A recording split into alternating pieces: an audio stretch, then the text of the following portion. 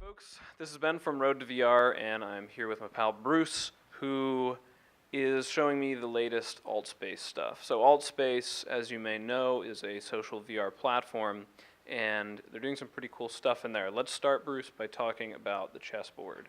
Tell me what that is. So what's going on is that we have a app that's running within AltSpace that's based on JavaScript and 3JS.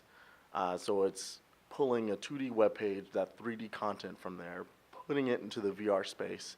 So it's in full 3D and it's interactive and synchronized with multiple users, so it's networked. So I have an app that's pulled from the web. It is in this space, and multiple users can grab chess pieces moving around and play a game of chess with giant chess pieces, and everyone in the space is able to see what's going on. So it's kind of an in-house example of what we will be doing with third-party developers that'll be coming in using our SDK to use those tools with JavaScript and 3JS and WebGL to make apps that work in AltSpace, which is pretty exciting. So there's a potential future where you have, a BMW website, and you're on it on your normal desktop browser, and you see the car and all that stuff. And then if you happen to be in AltSpace and you load the same URL, you could have a model of the car pop in that is interactive? Exactly. That's exactly the intention. That it's going to augment, regular 2D web content, bring that 3D web content into 3D, or into the 3D environment of VR, rather. And also just apps that are created totally for AltSpace, where we can be the social backbone, where we can be the that in between, where a developer doesn't have to worry about how am I networking, how are people and avatars, how are they communicating with each other, how are they finding each other. We take care of that, and you focus on making a cool experience that's social and multiplayer. And why not use, why use web technologies to build these in AltSpace interactive elements, as opposed to doing some sort of proprietary, Minecraft or Second Life style builder that allows people in the space to build? I think AltSpace has definitely been influenced by the VR community in general, which is very open and collaborative. We want to have more access and base these things on web standards, because the web itself is open, has so much content, and we want to make it as accessible as possible to developers that are out there.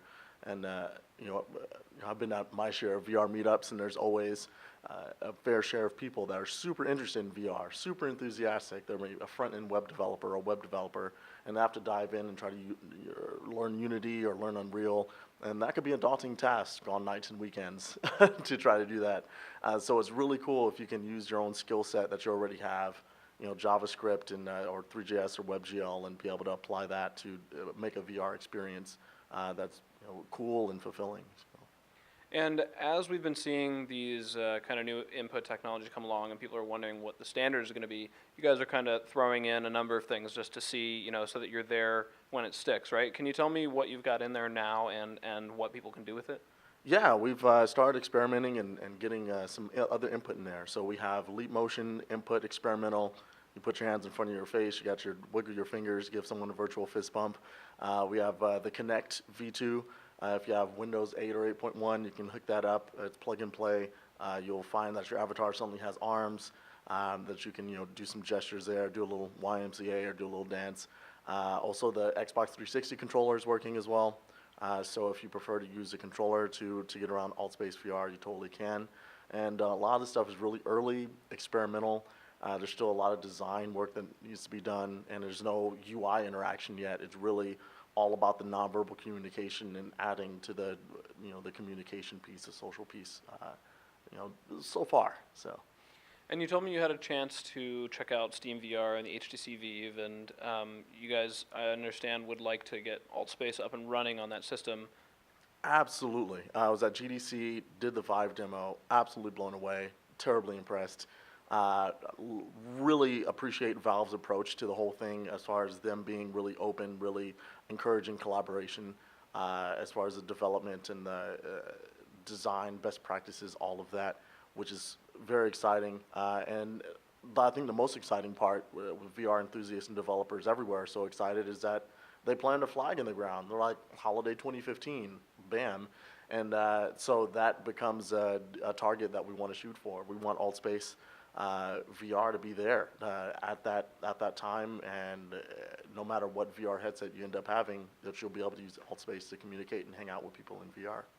So you've got Oculus Rift support, definitely. You've got Steam VR support you guys are committing to. And you're working on Gear VR, but that's experimental right now, and maybe you're not sure if it'll come out for that? Yeah, Gear VR stuff is really experimental, and it has to do really, I mean, we have so many things going on. We have not only a virtual environment, it's a networked experience, and there's also the web component, right? So we're kind of looking at those three pieces, and we have a certain standard that we want to meet as far as quality. I mean, you drop a few frames, it's pretty catastrophic, and so we can't let that happen in a networked experience. It really has to run very, very well. So we're optimizing, checking it out. It's looking good so far, but yeah, definitely a fair share of challenges there too. And you want to have all of those platforms cross-platform, correct? Oh yeah, yeah, absolutely. No matter what you have, if you have a VR headset, Gear VR, Vive, Oculus, or even if you don't have a VR headset yet and just waiting for one, and you can put on an audio headset and just use the 2D client. We want people to be able to really, socialize, get together, and have some meaningful experiences in AltspaceVR. And so far, you guys have done some beta weekends where you open it up and people can jump in, but then you kind of lock it down again. When are people just going to be able to use this space kind of whenever they please? Very soon. So really the intention behind that is, we established this great VR communication piece, these environments, but it really, we want to give people a reason to come out and to come back. So we've really been focused on, let's do events. Come out because we're watching the Super Bowl. Come out because we're going to watch the IEM Katowice, championships in Poland, or the E-Fest, E-Valkyrie tournament, or a House of Cards marathon with Netflix. We want people to really gather around these events. And also, I mean, it helps the development process too. When we're able to close up, really knock out a whole lot of features and be focused, and then open it up and get a lot of feedback at once. But I would say, we're looking at, a few more of those beta access weekends until we're at the point where, hey, we're feeling comfortable enough to just keep it open. And for the time being, it's been a free experience. Are you guys talking about monetization? How are you going to turn this into, a business? Right now, we're looking at having it a free experience, have that free experience be out there, have that be robust. I think the monetization question is really, we have some ideas and a vision about it, but I think the bottom line for that is, like, we want people to, the things that we monetize around are going to be worth paying for. I think that's what it comes down to. Like, the experience that's free is going to be robust and satisfactory, and there's going to be some other things. Maybe it's around private parties. Maybe it's around our SDK and the in AltSpace apps that we have going on. Maybe it's around super customization of the avatar that's beyond what we end up coming up with. There's some ideas out there, but really we're super focused on, let's have the best UI UX experience we can. Let's have the best performance stability that we can, and let's get this out there in time for all these consumer headsets. I think that's definitely taking up a lot of focus and time there. Speaking of avatars, I just saw the new avatars, which you put out recently, and previously it was kind of a robotic-looking thing, and everybody got the same one with a randomly assigned color. Now you have 3 to choose from. They're a little bit more human-shaped. They're still very robotic, but a little more human-shaped. You can pick some colors.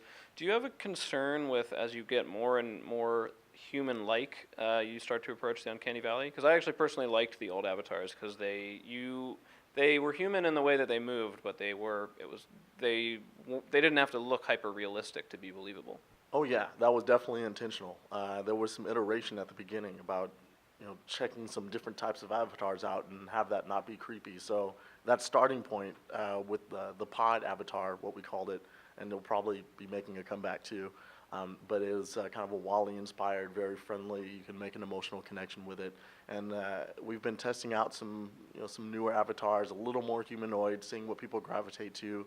But yeah, that's definitely a concern.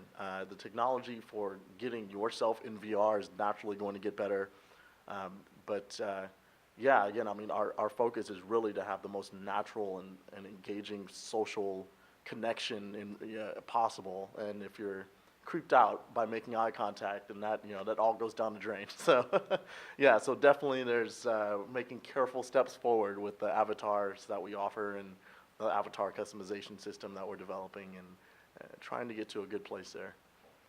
And with the Kinect, actually, you have the arms in there now, but when you look at them, they are your avatar's arms. You're talking about as the technology gets better, it'll be easier to bring yourself into virtual reality. Have you guys experimented with actually just pulling the whole body that the Kinect is mapping into the space? Yeah, we've done some very early experiments around that to kind of check that out. I think that changes the design significantly. Since the Kinect is only seeing from one angle, you have like this 3D point cloud basically. So if it was like a situation when we're just like this, sitting in chairs, and we're able to we're not expecting to move, we're just having a conversation, that could be something that could be pretty cool, right?